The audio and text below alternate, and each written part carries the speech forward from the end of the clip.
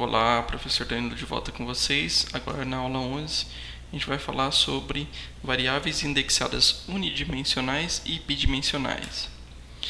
Então até o momento nós tivemos aí a opção de ver a possibilidade de salvar vários valores em variáveis. No entanto, essas variáveis que a gente criava eram variáveis que poderiam somente armazenar um único valor. Então, se a gente precisasse armazenar 10 produtos, nós teríamos que criar 10 variáveis, uma para armazenar cada produto. Só que existem problemas onde a gente precisa armazenar uma grande quantidade de elementos. E a gente é muito ruim ter que criar diversas variáveis para poder armazenar todos esses produtos. Ainda mais quando a gente não tem uma ideia exatamente da quantidade.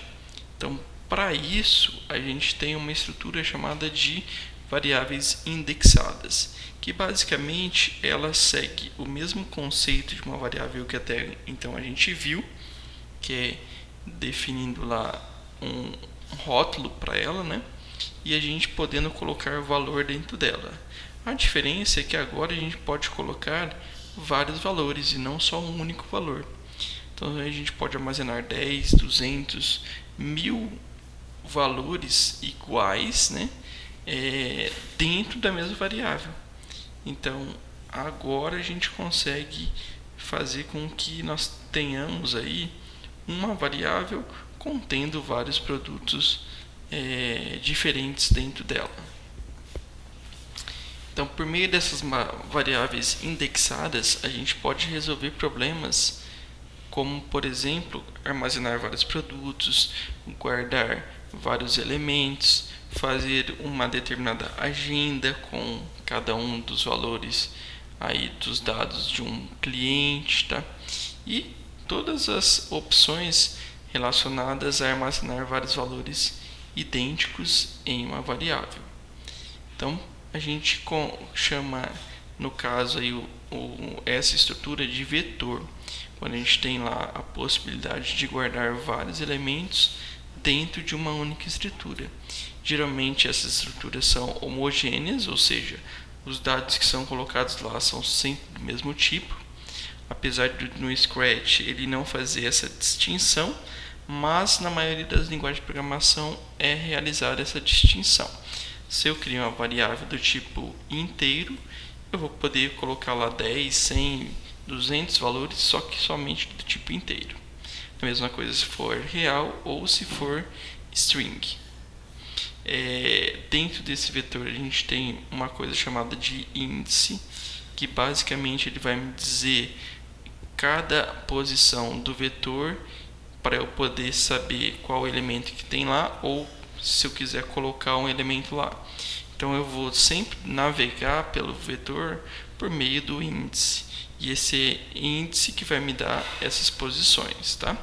Nós teremos também um valor total, que é o valor máximo de elementos que tem dentro do vetor, que é o tamanho do vetor. Então aqui, por exemplo, se nós formos ver lá no Scratch como ele representa, para que a gente possa criar um vetor dentro do Scratch, a gente vai ter, já eu vou mostrar, né, uma sequência de passos para poder realizar isso daí.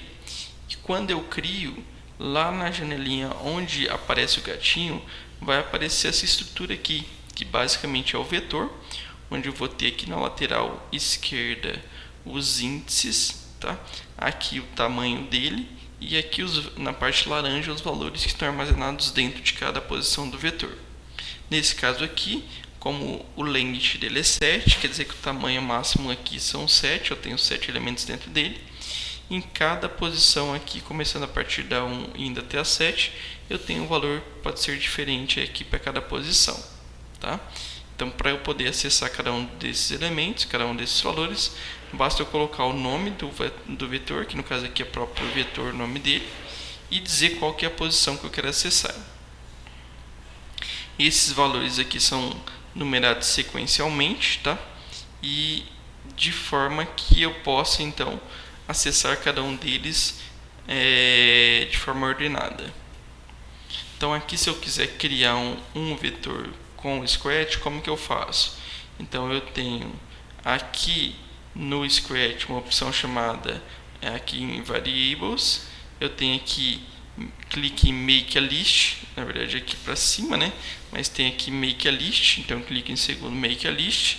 Quando eu cliquei aqui, ele vai abrir então a opção de eu dar um nome para esse vetor, tá? Então eu vou colocar o nome para ele. Em seguida ele abre essa janelinha aqui na parte da direita lá do gatinho, que é justamente o vetor que eu criei, com o nome dele aqui em cima.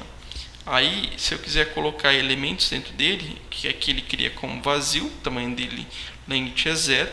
Então eu vou aqui no mais, sinal de mais, e aí ele aparece uma caixinha laranja. Aparecendo essa caixinha laranja, eu posso vir aqui e digitar o valor que eu quero que armazene nessa posição. Eu vejo que a partir do momento que eu cliquei no mais, apareceu aqui length 1, ou seja, eu tenho um elemento dentro do vetor. Isso eu posso fazer várias vezes, tá? Para adicionar vários elementos. Então depois que quiser adicionar mais um, vem aqui no mais de novo, adiciona outro elemento, coloca o valor dele dentro da caixinha laranja e assim por diante.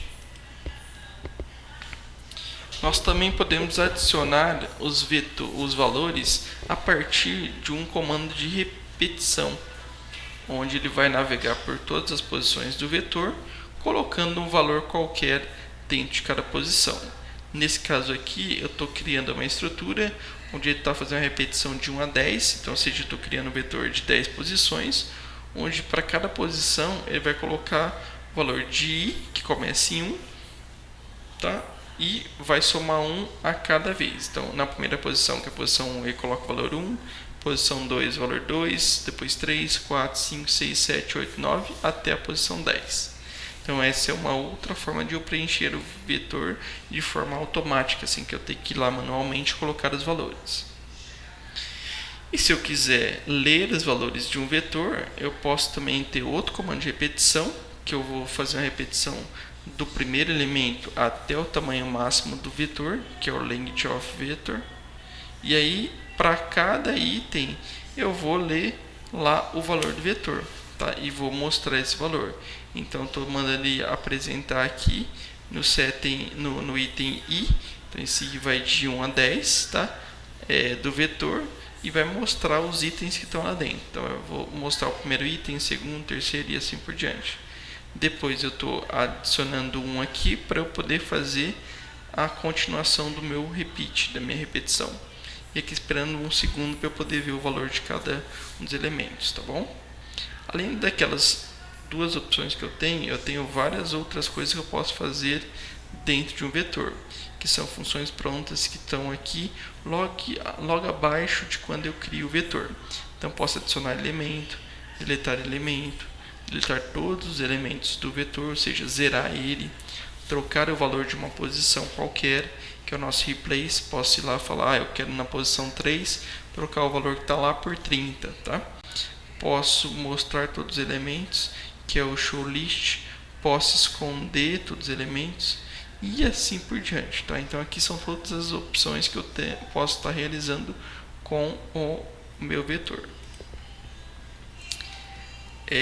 Além da estrutura unidimensional que é o vetor, nós temos a matriz nas principais linguagens de programação que nós temos.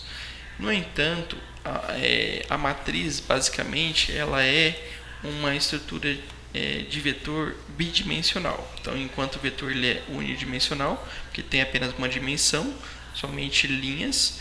No caso da matriz, nós temos linhas e colunas, tá?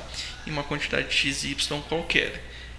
No Scratch, como essa estrutura ela não é fornecida por um bloco padrão, como por exemplo a do vetor, que no caso é a list, então nós não iremos entrar na matriz aqui na disciplina, tá bom?